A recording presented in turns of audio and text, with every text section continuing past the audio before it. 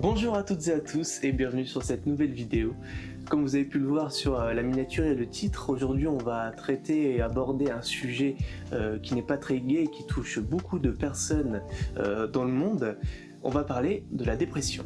Petit disclaimer avant de commencer cette vidéo, si je fais cette vidéo là, c'est en aucun cas pour me faire passer pour la victime, pour me plaindre ou pour vous ayez de l'empathie envers moi. Ce que je recherche en faisant cette vidéo là, c'est de vous partager la vie que j'ai eue pendant ma dépression il y a un an, quels ont été les symptômes, comment ça a débuté, comment ça a été en plein milieu et comment je m'en suis sorti. Parce que c'est un sujet assez tabou, on n'en parle pas assez et je tenais à vous partager comment je l'ai vécu.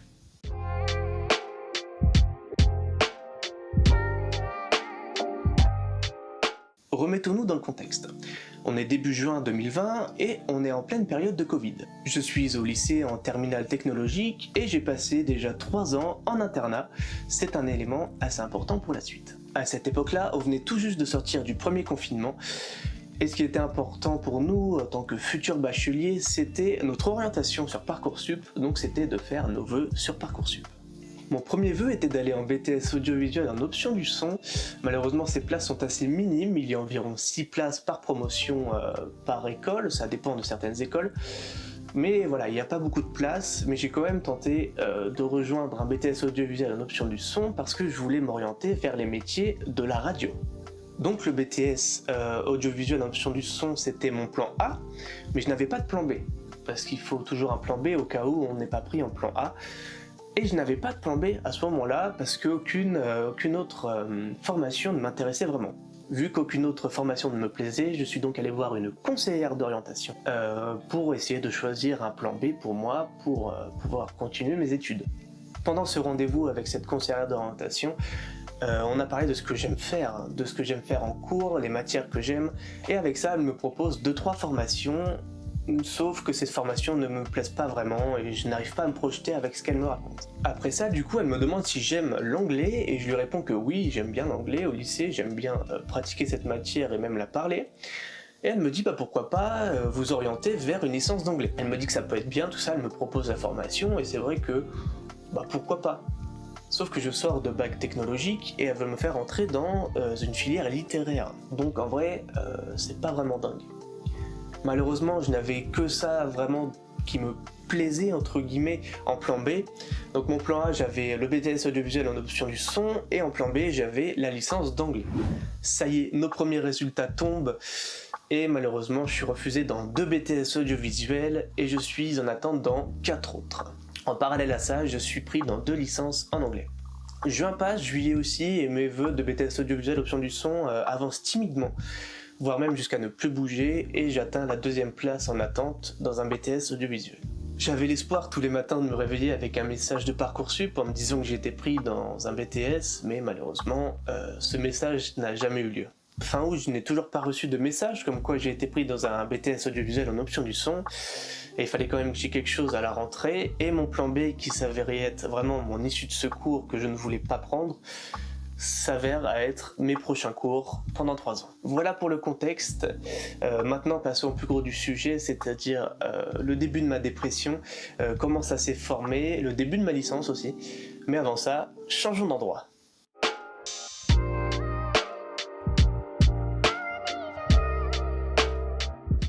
Ça y est, on est début septembre, j'ai mon bac technologique et je rentre en filière littéraire. En parlant avec 2 amis, on se rend compte qu'on habite tous les 3 à environ 50 mètres les uns des autres, ce qui est franchement assez cool. La rentrée arrive, je rentre donc en université et je n'avais jamais été mis vraiment au courant de ce que c'était une université. Donc c'était la découverte pour moi. Ce qui était bizarre dans ma licence, c'est qu'en tout début d'année, c'était à nous en tant qu'élèves de faire notre propre emploi du temps. Et donc c'était à nous de choisir les cours. On avait donc notre liste de cours à avoir du coup sur une semaine et c'était à nous de choisir les cours qu'on voulait, à quelle heure on voulait et quel jour on voulait. Ça peut être cool dit comme ça de faire son propre emploi du temps. Comme ça tu choisis l'heure à laquelle tu commences, l'heure à laquelle tu finis en tout début d'année. Mais le problème avec ça, c'est vu que chacun fait son propre emploi du temps, on n'a pas de classe attitrée comme on pourrait avoir par exemple la même classe toute la semaine. C'est-à-dire que si par exemple je rencontre une personne le lundi à 11h, je ne vais pas la revoir de la semaine si elle n'a pas mis les mêmes cours que moi à la semaine, donc je la reverrai que le lundi d'après à 11h. Et c'est là du coup où tout commence vraiment à se dégringoler petit à petit. Je découvre les cours en université, donc je découvre les cours en amphi. Pour moi c'est un enfer parce que je suis habitué à être en classe tout le temps. Et être un amphi vraiment c'est un environnement différent, ce qui est perturbant pour moi. Je sors de bac techno, moi on me parle de dissertation, j'en ai jamais vu, j'en ai jamais entendu parler. Du coup je connais rien vraiment, j'ai pas l'impression d'être à ma place. Et au bout d'une semaine, un de mes potes qui habite vraiment en face de mon immeuble s'en va parce qu'il a été accepté dans une autre formation. Donc il s'en va de là où on habitait et j'avoue que là ça m'a fait vraiment un coup au moral. Au bout de 2 semaines, je me suis toujours pas fait de connaissances, je parle à personne parce que personne ne se parle. Et surtout avec les masques et le Covid, ça a empiré les choses parce que personne n'ose aller vers les gens. Donc au bout de 2 semaines, je n'avais toujours parlé à personne. Comme je t'ai dit en début de vidéo, au lycée, j'étais 3 ans en internat, ce qui me faisait que je voyais des personnes et du monde H24, je parlais avec beaucoup de monde tout le temps. Et de se retrouver à être en internat, à voir du monde tout le temps, à être en université, à parler à personne, pendant 2 semaines, t'es tout seul tout le temps. Moi, ça fait vraiment bizarre et ça fait un bon coup au moral. Dans ma licence, il y a pas mal de cours d'espagnol, ce qui me fait tomber un peu vers le bas parce que l'espagnol, pour moi, c'est pas vraiment ce que j'étais venu faire. J'étais venu parler en anglais, mais il y avait quand même de l'espagnol dans la licence. Donc du coup, les cours d'espagnol, voilà, j'ai du mal. Les cours d'anglais me plaisent de moins en moins. J'arrive à quand même déterminer les cours que je préfère, donc la grammaire, la traduction. Mais tout ce qui est civilisation, tout ça, ça ne m'intéresse pas et c'est quand même une grosse partie du programme. Donc là ça commence à être un peu le bazar parce que du coup je me retrouve avec pas mal de cours que je n'aime pas. Le fait que j'ai du mal avec mes cours me fait me questionner en permanence sur si je vais rester ou pas dans cette licence, sachant que là je suis parti pour 3 ans. J'arrive à tenir 1 mois en cours dans cette licence tout en me disant mentalement que je n'allais pas finir cette licence parce que je n'aimais pas du tout ce que j'allais faire. Ça y est, au bout d'1 mois, je rencontre enfin quelqu'un, c'est Morgane, une étudiante qui est avec moi dans ma licence d'anglais, et on est dans les mêmes cours le lundi et le mardi, donc pendant environ 3 heures, donc 1h30 le lundi et 1h30 le mardi. J'ai un minimum de contacts, ça y est. Le problème, c'est que sur une semaine, on se voit que 2 jours, même pas, 2 demi-journées, et pendant que 3 heures. Donc avoir du contact humain, c'est sûr que c'est bien, mais du coup le reste de la semaine, on se voyait pas, je parlais à personne, et donc je restais aussi seul. Donc pour apprendre, c'est sûr que c'est bien, mais quand tu te retrouves toujours tout seul, là ça commence à attaquer sur le moral, et c'est le début de la solitude.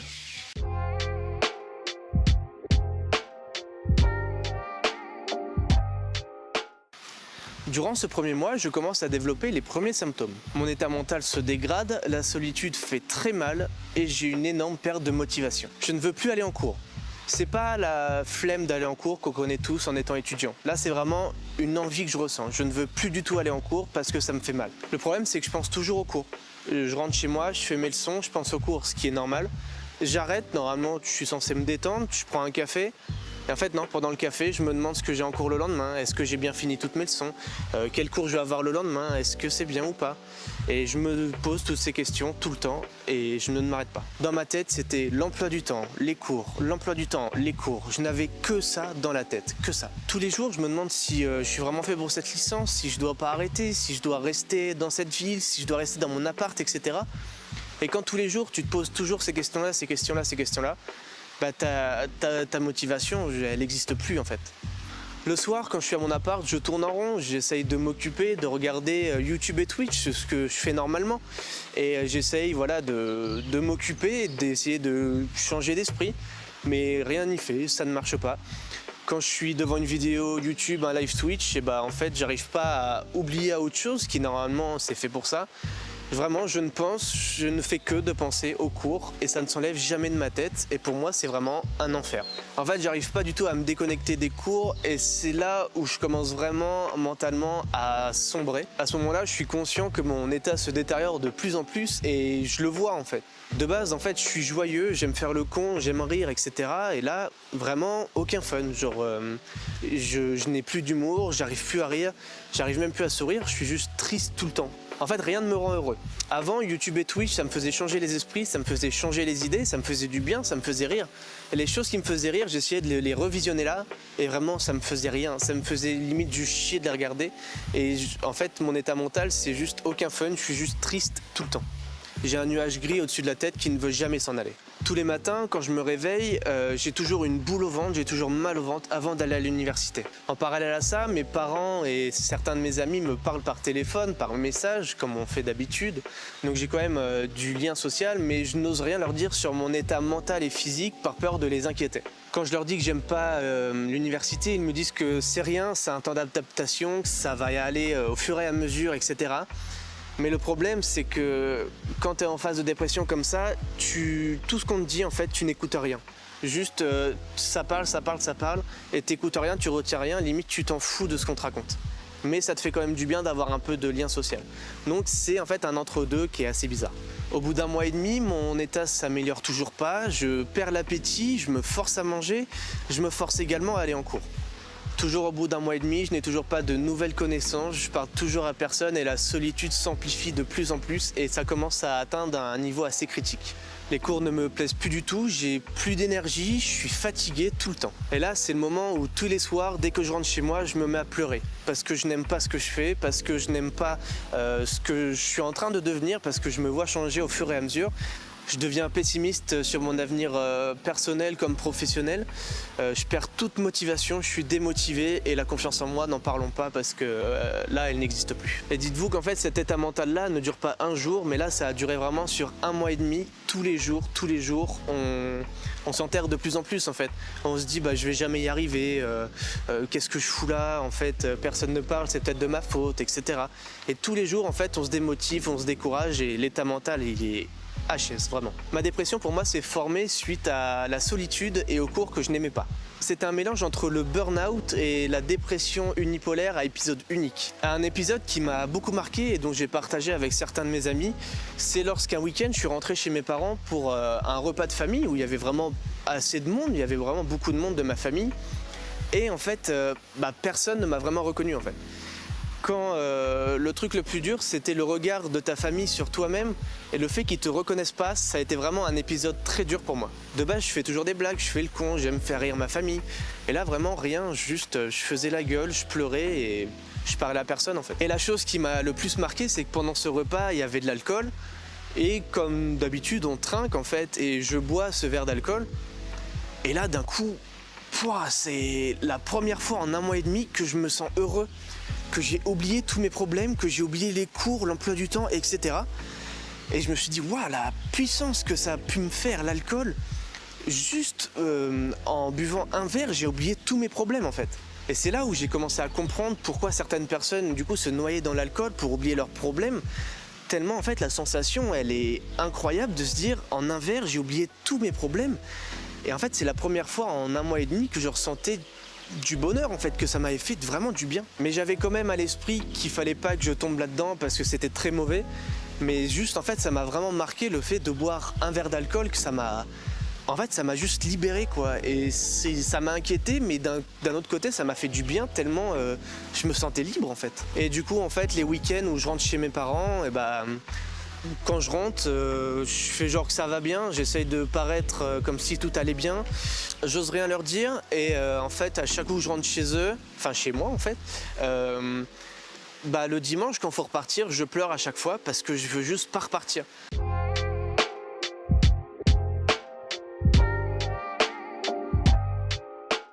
On est mi-octobre et ma meilleure amie commence à sentir que quelque chose ne va pas. Je décide donc de lui en parler ouvertement, clairement, de lui expliquer tout ce qui ne va pas, et elle décide d'en parler à mes parents. Au bout de quelques semaines, je décide enfin d'en parler à mes parents, de leur dire que ça ne va pas, que je me bouffe la bite tous les jours et que ça ne va plus du tout. J'étais gêné de base parce que je voulais pas leur en parler, parce que c'est eux qui payaient mon appartement et financièrement parlant, je me voyais pas dire au bout d'un mois, ça y est, j'ai envie d'arrêter, voilà, faut rendre l'appartement et voilà, je me sentais gêné au niveau de l'appartement parce que fallait payer, etc., etc. Après cela, du coup, on prend rendez-vous chez le médecin qui va me mettre un arrêt d'1 semaine pour voir si ça me sert à quelque chose de m'arrêter, si ça me fait du bien mentalement ou non. Sauf qu'honnêtement, moi, ça me change rien du tout. J'ai toujours les cours dans la tête, je ne fais que de penser à ça tout le temps, même 1 semaine de repos. Je me dis que de toute façon, au bout d'1 semaine, je vais devoir recommencer, je vais devoir y retourner. Et que vraiment, ça va juste encore me trotter dans la tête encore longtemps et que je ne pouvais pas. La semaine d'après, je retourne chez le médecin et on discute de si mentalement ça a changé, si ça m'a permis de souffler un peu. Je lui explique que non, du coup ça n'a rien changé. Et donc elle m'arrête jusqu'aux vacances d'octobre, comme ça après je peux enchaîner les vacances après le repos qu'elle m'a mis. Un peu avant les vacances d'octobre, on décide avec mes parents juste de me désinscrire de la licence, de rendre l'appartement aussi, parce que du coup je pouvais plus continuer comme ça. Et là on a fait toutes les démarches et j'ai ressenti vraiment un soulagement. Je me suis dit ça y est, enfin c'est fini, je vais plus y retourner, je vais plus retourner en cours, je vais plus retourner dans mon appartement. Parce que tout était synonyme en fait de solitude et de dépression en fait. Et là je me suis dit vraiment ça y est, je suis libéré et je me suis vraiment senti bien d'un coup. Voilà, j'ai réussi quand même à avoir le courage d'arrêter parce que je sentais que ça me rendait plus malade qu'autre chose que d'aller en cours, ce qui n'est pas normal. On est fin octobre et je ne suis plus étudiant. Le confinement refait des siennes, mais moi c'est pas grave. Honnêtement, j'ai les poids dans ma tête qui se sont enlevés. Le nuage gris que j'avais en permanence tout le temps H24 est parti aussi. Honnêtement, vraiment quel bonheur. De décembre 2020 à janvier 2021, j'ai été vendeur dans une enseigne de magasins de vêtements. Pendant 2 mois, donc, j'ai eu du lien social et du contact, ça m'a fait du bien. J'ai pu parler à des gens, que ce soit des collègues ou que ce soit des clients. Et vraiment, ça fait du bien de reparler aux gens, même pendant le Covid, c'est pas grave, ça m'a fait du bien. Contrairement à l'université où je parlais vraiment à personne. Cette expérience m'a fait beaucoup de bien parce que quand je travaillais, je pensais à rien dans ma tête, à part au boulot que j'étais en train de faire. Et j'étais pas en train de me demander quel cours on allait avoir demain, quel cours on allait avoir après-demain, quel cours on avait à finir en termes de devoirs. Fin janvier 2021, mon CDD de vendeur se termine et je commence à me recentrer sur moi-même. J'ai commencé à m'intéresser à un nouveau sport que vous avez déjà vu sur la chaîne, c'est le football américain, la NFL, que j'ai commencé à apprendre à connaître début février. Et surtout qu'après j'ai enchaîné avec le Super Bowl et honnêtement ça m'a fait du bien de découvrir une nouvelle pratique, un nouveau sport. En parallèle à ça, j'ai réfléchi sur mon avenir, ce que je voulais faire personnellement parlant et aussi ce que je voulais reprendre à la rentrée de septembre. Je me suis aussi reposé, mon stress et mon anxiété sont partis de moi clairement. Je ne sais pas comment j'ai fait, peut-être le fait de réfléchir à mon avenir et de me dire que ça servait vraiment à rien de se bouffer la vie comme ça et de se rendre malade pour des cours. M'a permis d'avoir une autre vision aussi sur les cours. En septembre 2021, j'intègre l'école que je souhaitais et la formation que je souhaitais aussi, un BUT MMI, métier du multimédia et de l'internet. Honnêtement, j'avais très peur socialement vu que la dernière expérience que j'avais, c'était à l'université. Je m'étais fait vraiment aucun ami à part Morgane. Et là, j'avais vraiment peur de, pareil socialement, me retrouver tout seul, ne pouvoir parler à personne. Au final, au bout de 2 jours, je rencontre déjà quelqu'un et au bout d'une semaine, j'ai déjà ma bande de potes. Et qu'est-ce que ça fait du bien de se sentir entouré quand tu viens en cours.